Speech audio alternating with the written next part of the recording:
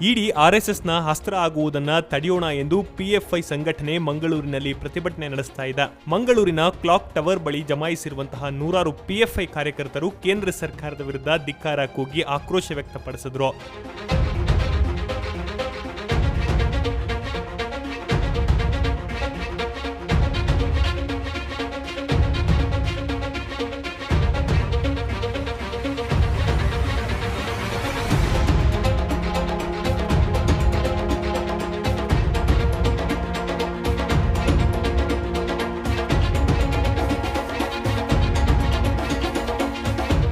ಸ್ವತಂತ್ರ ಸಂಸ್ಥೆಯಾದ ಜಾರಿ ನಿರ್ದೇಶನಾಲಯ ಬಿಜೆಪಿ ಸರ್ಕಾರ ಬರ್ತಾ ಇದ್ದಂತೆ ಆರ್ಎಸ್ಎಸ್ನ ಕಾರ್ಯಗಳಿಗೆ ಬಳಸಿಕೊಳ್ಳಲಾಗ್ತಾ ಇದೆ ಅಂತ ಪ್ರತಿಭಟನಾಕಾರರು ಆಕ್ರೋಶವನ್ನ ವ್ಯಕ್ತಪಡಿಸಿದರು.